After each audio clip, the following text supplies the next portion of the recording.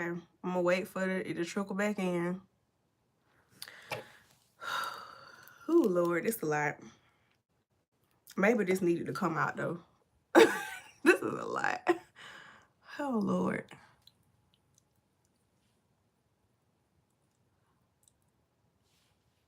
Waiting for y'all to come back. Waiting for y'all to come. I was supposed to be doing my lashes. I came over here to do my lashes and I'm over here talking about my traumas.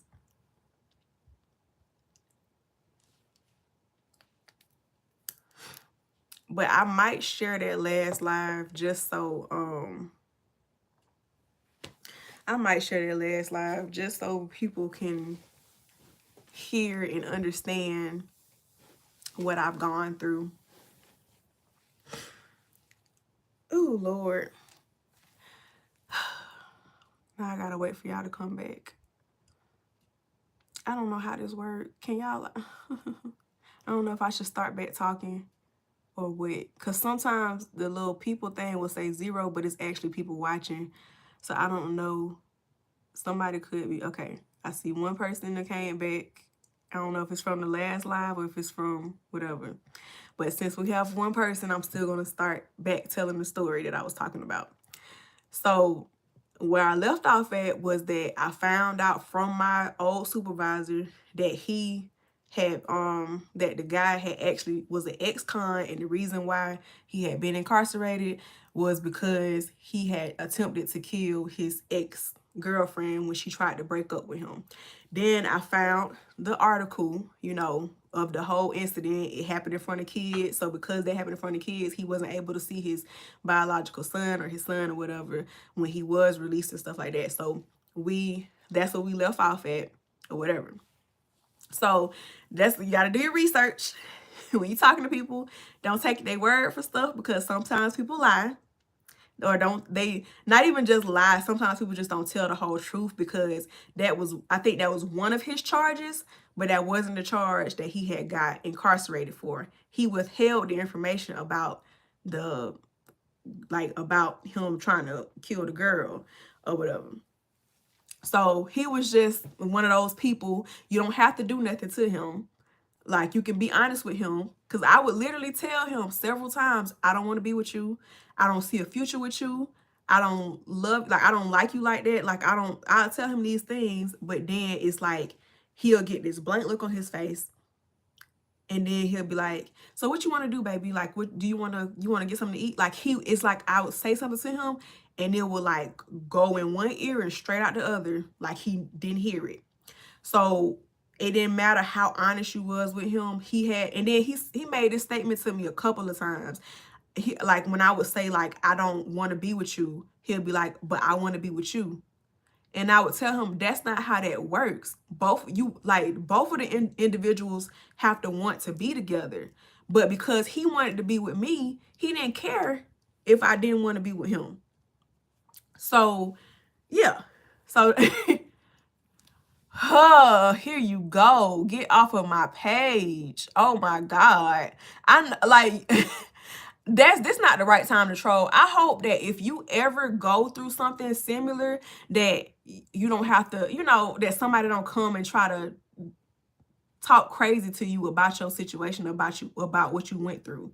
Like, you probably sat on that last live and saw what I said, and then you came back over here and said that foolishness that you just said. I was just talking on my previous live about my situation with my old stalker situation, whatever. It'll probably upload after this or whatever. Okay, so that situation happened with the tires. The AAA, like I don't know. I think he did it with a pocket knife. Like, I think he slashed my tires with a pocket knife. And so the AAA guy, since I was like crying and stuff, and like I was all loud, my ex-girlfriend was telling me like, calm down, blah, blah. And I'm like, I'm not gonna calm down because I don't have nobody helping me, like blah, blah, blah, how I'm gonna pay for this. So the AAA guy, like, he felt bad. So he towed my car to, I think we went to Walmart. He towed my car to Walmart. Yeah, it's very much like a movie. He towed my car to Walmart. Hello. And surprisingly, the tires at Walmart wasn't that expensive back then, so I was able to replace my tires, thank God. But were you dating someone when he slashed your tires? I was single. I was single. That's the whole reason I even allowed my ex to come and stay with me, so I could, like, to help her for those couple of days. She wasn't even, I think she was there for like a day or two. Like, she wasn't even there for that long. She just needed somewhere to rest her head until she could move into the place that she was going to or whatever. Like, and I guess he got jealous or something. I don't know what was his reasoning, but like, obviously he don't need a reason to do the stuff that he was doing. He was gonna do it regardless. So so I got the tires replaced or whatever. Hey, I think I did like a police report or something. When I did call the police in that situation, what if it was your ex? It wasn't her. She was in the house. He did the he literally, I told, like, if I don't know if you was in the other live, but he literally, he came to my house the night before. Why is it normal for a fart to hurt when you come? I know, not for me, but I don't know. I'm not everybody. Anyway, it's what? Okay. So you probably missed this part of the story. She was already at my house or whatever. He got jealous, like, I guess because he knew she was there, but I wasn't like, I wasn't talking to him. I really never even talked to him that much in the first place because we just didn't have nothing in common. I discussed that in the last live or whatever. Thank you for making me laugh. But yeah, so when he left, he gave me like a crazy look and he said something and then he walked away. So that next morning, we walked back to the car. Like, I had walked to my car and to get my jacket, and that's when I noticed that the passenger side tires on my car were like deflated. They were flat. AAA guy was already in the area, and so he came over to help. When he tried to pump it up, that's when he was like, the air wasn't let out, your tires are slashed. And then he was able to point out where because I guess because since they were so flat, we couldn't see where he stabbed it at. But when the AAA guy tried to put air in it, we could see it now. Like, we could see where the slashes were at in the tires. So he told me to Walmart to get my tires replaced or whatever. I think I did like a police report or whatever. The police really can't help because every time when I would call the police, excuse me, this boy, he would leave the scene before they get there. So because they never caught him in the act, it's nothing they could really do. It was one time I had pulled back up to that apartment, and I'm sitting there talking to my friend on the phone, and I had CarPlay, and I had, like, the way the CarPlay was displayed, it had showed his phone number on the screen. Mind you, my best friend is gay. You know, he don't like me in that way. So it's like, you jealous of the fact that I talk to my best friend every day. And my best friend don't even like women. So since I was on the CarPlay thing and it was showing his phone number, and I've never really had tint on my cars. So he was looking through, he was like, I had my doors locked or whatever. And he was like trying to get me to come out the car. Of course, I don't feel safe coming out the car for somebody who done did all this crazy stuff towards me. I'm not getting out the car. So I'm on the phone with my best friend or whatever. And all of a sudden, he getting the phone call from this man. Like, this dude is literally sitting outside of my car, walking around my car, yelling at me and stuff like that. And then he calls my best friend. Like, I guess he takes the number off the dashboard and calls my best friend. And then he starts threatening my best friend. My best friend didn't even live. My best friend lived in South Carolina at the time. Why? And he don't like women. You jealous of a gay dude. Because me and him talk more and have more fun conversations and stuff like that. So he starts harassing him on the phone, and then he leaves. Like, when I called the police, he stayed around for a little bit, but by the time the police get there, he had already drove off, because I think he had a motorcycle during that time. He drove off. I told them that the guy was on a motorcycle, but I don't know where he went. or whatever. But by the time the police got there, they couldn't do nothing because he wasn't there no more. He didn't hurt me that time or anything like that. So it's like they couldn't do anything. So he was allowed to just, like, nothing could happen. So I think around this time, this second apartment situation was, I had got a restraining order or something at some point. I can't remember if anything else happened at that apartment pertaining to him, or if he just kind of laid low for a little bit because all the stuff that was going on, or what. But it'll probably come to me. I literally try to push this stuff to the back of my mind. So it's like, this dude, cray, you got out at a good time, see when someone accuses someone else of something, they argues. Yeah, like, he was doing all this little crazy stuff or whatever. So got the restraining order, did not know I was pregnant at the time when I got the restraining order or whatnot. Fast forward to eventually I had to move out of my apartment. Then this thing too, like, when I had my baby, I didn't have nobody with me really.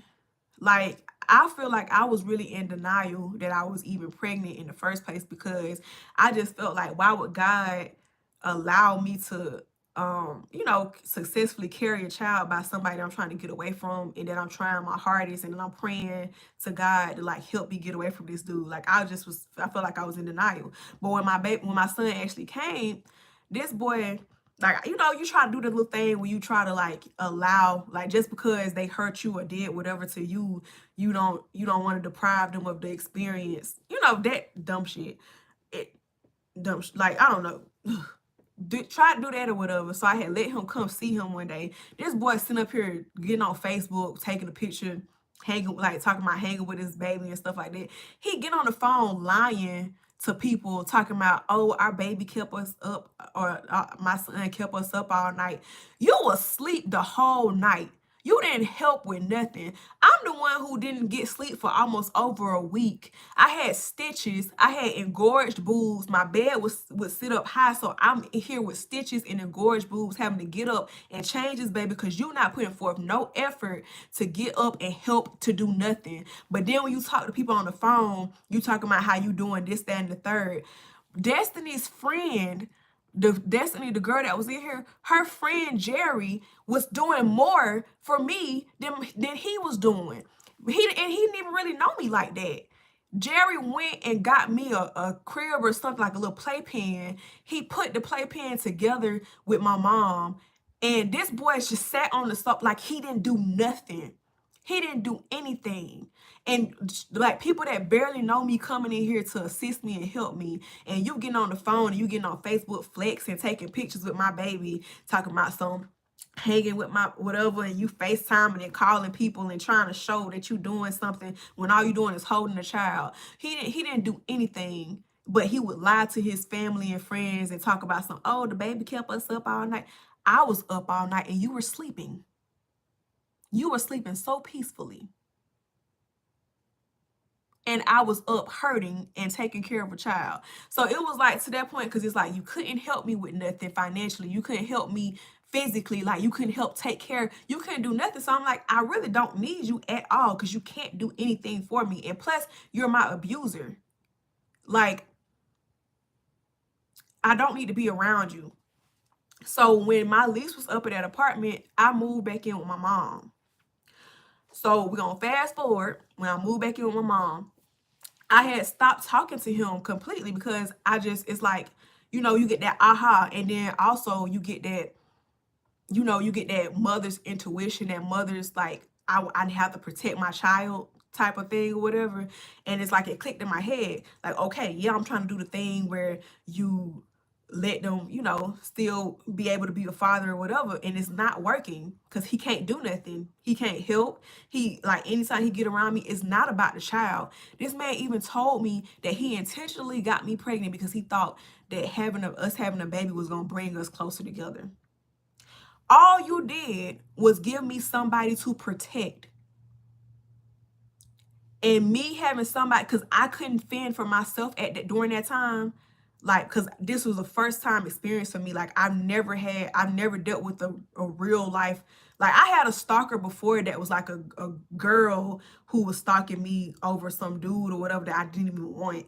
But I've never experienced like a relationship stalker. Like, I never experienced that type of thing. So I had checked out, you know? So I didn't, I wasn't as protective of myself as I should have been. Like, yeah, I went and got restraining orders. Yeah, if he like threatened me or something like that, I would fight back and, do all these things or whatever. But I wasn't like going as hard for myself as I should have been going for myself. But when you gave me that baby, I got to protect him because nobody can protect him. I got to protect him. So that's all you did was give me the strength to really, really, really, really get away from you. So it was one time when I was like, I had decided to stay the night at my friend's house, my coworker. So I stayed at her house and I was not talking to him at all. At all. It was raining again. I don't know what's the pattern with the rain. It was raining that night. I guess he was driving around my neighborhood. His neighborhood was nowhere close to mine. So he had no reason to be over there by my mom's house at all. No reason at all. So I started getting these text messages to my phone. It was like, just disrespectful stuff, like, saying that I was, just saying off the wall stuff, like, you on a date, you doing this, blah, blah, blah. No offense, but sounds normal. He knows how to make the baby, but doesn't know how to take it. Yeah, exactly. But it's like, my point with the child thing was that it gave me somebody to protect. So it's like, and it showed me, like, this baby can't do, he can't protect himself. So you gotta, you gotta protect this child. So even though, you get other people involved now. So it's like, for me, for whatever reason, growing up, it was always so easy for me to like take up for other people and defend other people and fight for other people and stuff like that in certain situations, because I've never been in it myself. But when I see somebody else going through something, I would try to help them or whatever. So by me having a kid, it's like I'm in that situation where now I gotta go hard. I gotta help this baby. Like, I gotta make sure you don't do no damage to him. Like, And then it's crazy because when I was pregnant with my son, I used to have these vivid dreams of him abusing children. It was horrible. Anyways, so yeah, like I'm in defense mode. But back to this story or whatever. So so I guess he was, for whatever reason, he was driving around my mom's neighborhood. Pretty much, he probably was trying to, spy on me and check and see what I was doing. So he started texting my phone, getting all these text messages, and I'm like, and I think either my mom or my sister, like, I text them and I had said something to them, and they was like, yeah, somebody keep on calling the house phone, and like, they wasn't answering, because we the type of people, if we don't know the number, we're not gonna answer the phone. So he kept calling the house phone, and like, she told me to read the number off to me that was calling, and I'm like, yeah, that's him. Like, what in the world? So my sister goes to, I think she said she went to the back door to check and see if she could see him anywhere. Why is this boy sitting on my mom's back porch in the rain? The first thing he says to my sister is Shannon on a date? And they tell him to leave, and he keep coming back to the house or whatever. Like, he keep riding around and stuff. He's still texting me, still threatening me, still saying like disrespectful stuff, like texting my phone or whatever, saying crazy stuff to me. He the type that if you block his number, like, he do crazy stuff. Like, that's one reason why I don't even block people no more. I just don't respond if I don't want to respond, because I have PTSD from him. Because it's like, if I block him, he'll do something real crazy. I don't know what it was about me blocking him that'll make him just act extra crazy. Like, you can make a fake number and text me if you want to talk to me, but instead you want to sit up there and do some crazy crap because I blocked you. It's other ways to communicate with me if it's that deep. But yeah, so apparently he kept on coming back and forth to my house. And I think at some point my sister had got real mad. And so she had started chasing him or whatever. And he like, cause I guess he parked his car far away and he walked over to my mom's house so that his car wasn't in view. If he was to like, like if, somebody did come outside, they wouldn't have saw his car. So he walks away and they yelling at each other, whatever. This boy apparently comes, like I'm still gone because like I said, I'm staying the night at my friend's house. He comes back around and he at the front of the house now, I think. And so he gonna sit up there and he yelling out the window. He said he gonna make my whole household victims. So now you threatening my mom, my sisters, my brother, and my child, and me. So he makes that threat. And then the next morning, because I think during this time, like I was working from home because we were still in like quarantine or whatever. He comes like at some point in the night, like after the stuff kind of settled down or whatever, he comes and he cuts the wires on my mom's house that connects her internet and her phone and everything like that. And because we didn't have proof or we didn't see him do it or whatever, when we had called the police to make a report, they said they couldn't do nothing because we don't have physical proof that it was him. They was like, yeah, it adds up that it was him, but because like y'all didn't see him do it or y'all don't have like footage of him doing it or whatever, you can't, they can't do nothing about it. But when the guy came to fix my mom's wires and he went to check, he said it looks like somebody crawled under the house and snipped the wire, like it's been cut with scissors or a knife or something. So you coming to my mother's house because we're not even talking. We're not even talking. You just came, you rode by my mom's house and saw my car wasn't there. And then you started acting crazy. And then you don't mess with my mom's stuff. Because even though I was living with her at the time, that's my mom's house. That's my mom's wires to her stuff. That's her internet. That's her phone. And because you know that I work from home during that time, because it was like COVID or whatever, like people wasn't able to go into the office, you gonna snip the wires so that I'm not able to work. But the thing about it is, since I was at my friend's house, she worked at the same, like, because she was a coworker. So I was still able to work that day. But I did like a half day, I think, because I needed to go to the courthouse and do another restraining order. But it's like, because I was living with my mom this time, her city didn't take. And I think it's not even just that. I think it's the fact that I had a kid by him at that time, so they wasn't taking it as serious because the judge, it was only one judge that handled those type of cases, and he would barely give me any like restraining order time because me and him had a kid. And he was like, do you understand that when you get this restraining order, like you can't have, like he can't be in his son's life, he can't do this, that, and the third. And I'm just like, did you not read all of the things? Because I literally made a whole letter telling all like the little stuff that has transpired between us and all the stuff he done did to me, and you really trying to play that card? I tried to let him be in his life. I really did. And it don't work because he let it be known that he used that child as a tool. He used my son as a tool to get to me. It was even this time, I don't know if this was before or after, we had started back going to the office, I think. So it was a routine of what my route was or whatever. So it was this back road I used to go on to get to my mom's house. It was one day, I'm like listening to my music, all peaceful, quiet or whatever. And I pull up in the back road and a car is sitting in like on the side of the road. And I wish I could, because this road is like filled with trees and stuff. Like it's very narrow. It's not even like a sidewalk or nothing for nobody to like sit on. Like he had parked his car on the side of the road. So when I came driving down that road, he pulled his car in front of mine. And then I'm caught off guard because I'm like, what the heck? Like, it put me in shock, I guess. And I'm like, got my doors locked or whatever. I called the police because I'm just like, I don't know what to do in this situation. I don't know what to do. He, at no point, he yelling at my car or whatever, talking about stuff. I want to talk to you. Like, I just want to say sorry, blah, blah, blah. Like, I want to say sorry. At no point did he say anything about our son.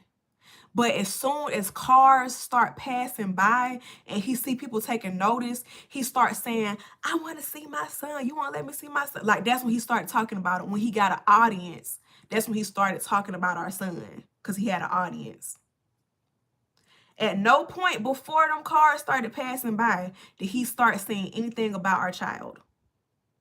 So the 911 operator, she was like, if you can try to get away from him, try to get away from him. So I like he was still out of his car, and so I tried to maneuver my car to get around him, to get around his car. He gets in his car and he starts speeding towards me. I'm like, I drive my car to the police station or whatever, and like he just like doing all this, like he's still following me and doing stuff or whatever.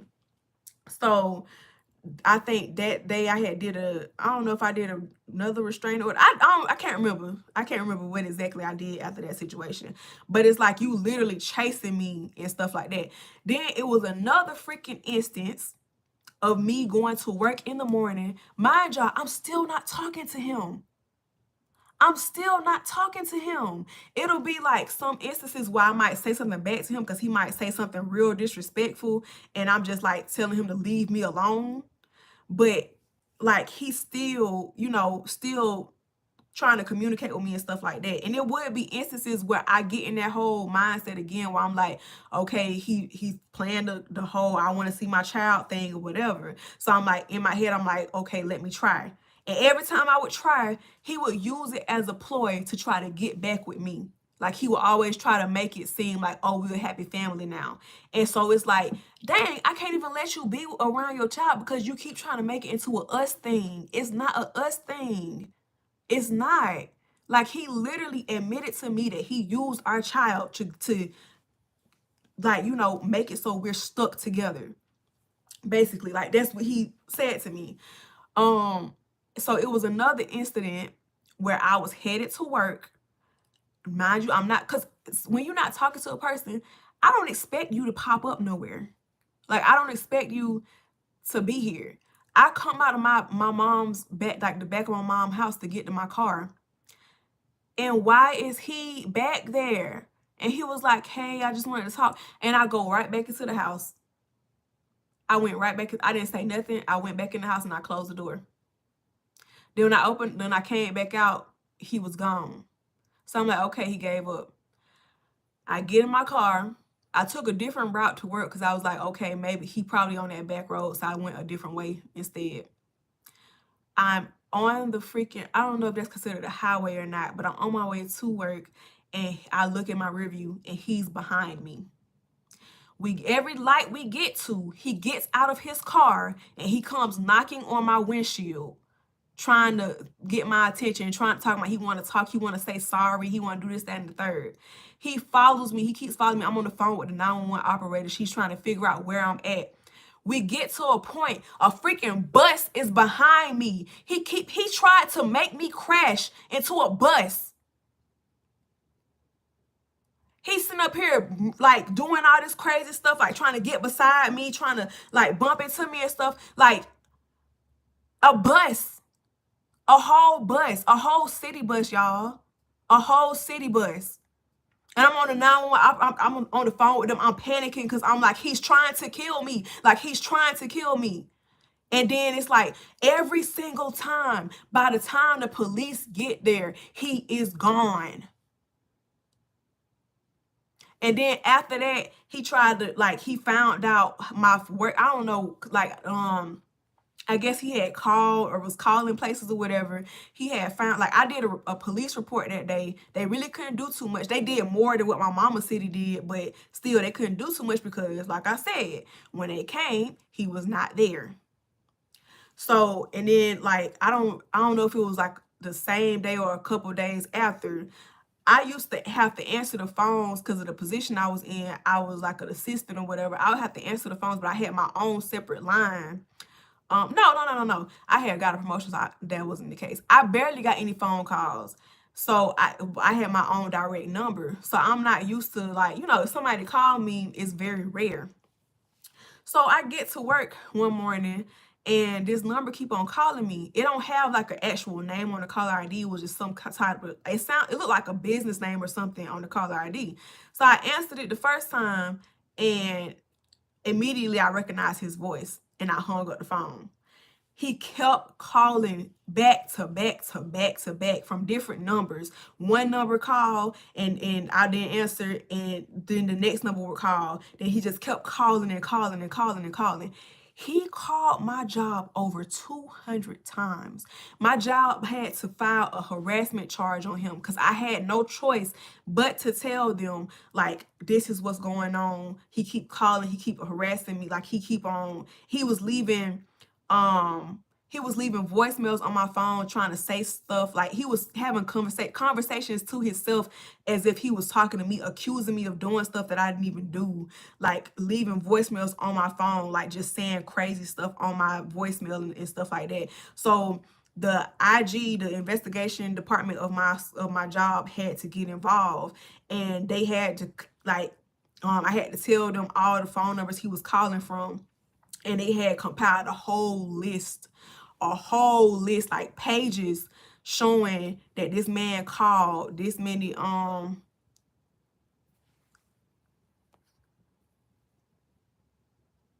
e-pads. I'm not in total is 7.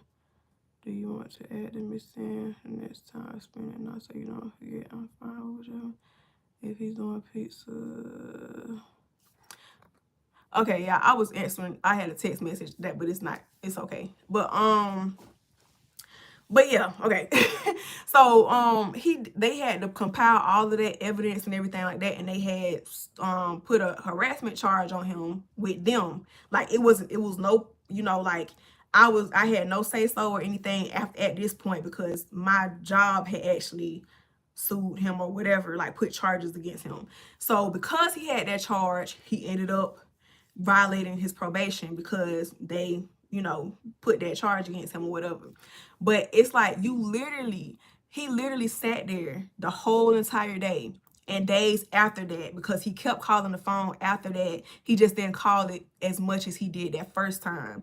And so every time they called, they had even set up this inbox so that when he called, it no longer came to my phone. It went to this special inbox so that they can keep track of the times that he was calling. And then the guy sent me over the list of how many times he called or whatever, for my, like, just to give me documentation as well. So he did that, and that got him in trouble, and that got him locked up for a while or whatever. I think that was the reason he had got locked up. But yeah, I think that was that the last main issue? Because since he did that with them, like, that got him put away for a while. So yeah, I think that was the last thing. So yeah, like he literally he would do stuff. He had tried to expose me one time. He was like, I wonder how your son gonna feel when he grow up and see this and stuff. Like, he did some crazy stuff. He did some really crazy stuff, and it's never about our child, because he said one time he was gonna try to make our child get put in the foster care system or something like that. So you trying to mess with, you can't help support him, so you trying to hurt his mother, so that the only person that's actually taking care of him financially, and because my mom and my siblings and stuff was helping me with him, you know, like taking care of him sometimes or whatever, but like financially I was the only person, like I am the only person, and he was trying to like mess up everything I had going on to you know, like to just mess up everything I had going on. He was trying to ruin my life basically. So it's like, you didn't care about your son. And every time he'll always try to say, I just miss my baby. Like, I want to see my son, blah, blah, blah. No, you don't. No, you don't. Because you've proven that that's a lie every single time. Every single time I've listened to you and tried to believe that you genuinely just wanted to see your child, you proved me wrong. You were not just trying to see him. It was always about me. So I don't talk to him at all, because I don't feel like it's safe. I feel like at this point, when my child gets old enough to make that decision on his own, if he wants to reach out to him and talk to him and build a relationship, then that's a decision that he would have to make on his own. But as he's a child, like a baby right now, my baby is only 5 years old. I don't want him to be corrupted by that mental process that his dad has. It's already enough that even if a parent isn't around, sometimes kids have, you know, qualities from that person, sadly. Like, so it's like my mom would always talk about how we were like calm children, how we really didn't give her no problems and stuff like that. But my baby, like, he sometimes has these outbursts and stuff, like he can't regulate his emotions sometimes. Like, he just has these, I mean, kids have tantrums, but that's like his stuff. Like, it's like, where is this coming from? But it's like, as long as I can protect him from that energy, I'm going to continue to try to protect him from it. So when he gets older and he decides, okay, I want to you know, I want to like not move forward, I don't want to not see my dad, I want to see him or whatever, he can make that decision when he gets old enough to make that decision. But for now, nope, not for me. I'm not falling for it. I believe that people can change or become better sometimes, but then I also, from my experience now, I feel like sometimes people can pretend like they've changed, and they're just waiting for you to get sucked in so that then they can show their true colors again. So just to avoid that whole situation, because I'm not 100% sure if you've changed, I'm just going to avoid the situation altogether, because it's not safe. And so since it's not safe, I'm just not, you know.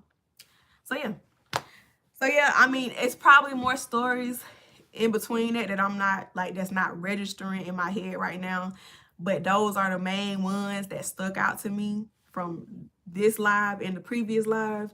But yeah, I think that was the last major situation that occurred that, like, got him sent away and made us have to part ways for a long time. Because like I said, he had got incarcerated for harassing me. But yeah, that's all I could think of right now. It's probably some other stuff, because it was just a whole bunch of mess all the time. It was a whole bunch of trauma and drama and just craziness that I had never been through before. I had never experienced before. And that's my story. Thank y'all for listening. But I need to get off of here because I just got a text message from my baby's school that I need to respond to. So I'm going to get off of here. Thank you for listening. I think I probably needed that because I really don't talk about this. I really just like try to bottle it up and not think about it. So I feel like I needed to talk about these situations to help me heal a little bit. But thank you for listening. I love y'all. Bye.